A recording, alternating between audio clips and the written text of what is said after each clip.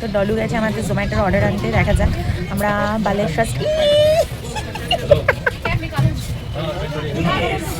একজন এসে দেখি দিল ফ্রিতে তো দেয়নি, অর্ডার করেছি আমরা। আরে না, হট করে দেখি এক দুজন, তোমার কিছু ফোন টোন আসেনি, হট করে দেখি একজন আপনার। আর হ্যাঁ দেখো ট্রেনও ছেড়ে দিল, আমরা বালেশ্বর থেকে নিয়েছি।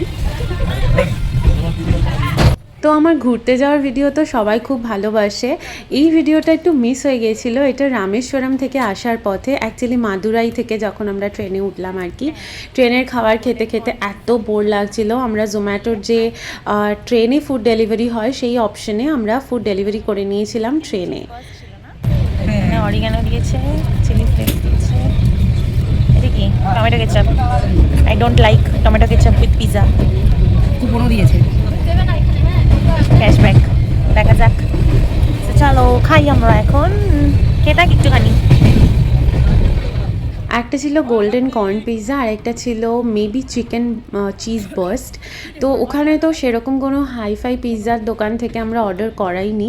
ট্রেনের খাবার একদম ভালো লাগছিল না, বিকজ যেহেতু একেতে সাউথ ইন্ডিয়ান আর খাবার সাম্বার ফাম্বারগুলো খেয়ে খেয়ে মুখ পুরো পচে গেছিলো।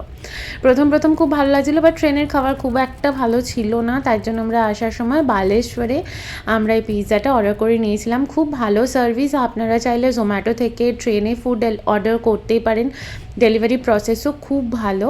তো টেস্ট মোটামুটি ছিল, বাট আমাদের পেট ভরে গিয়েছিলো আর আমরা স্যাটিসফাইড ছিলাম, কারণ অনেক দিন বাদে এইসব খেয়ে খুবই ভালো লাগছিলো।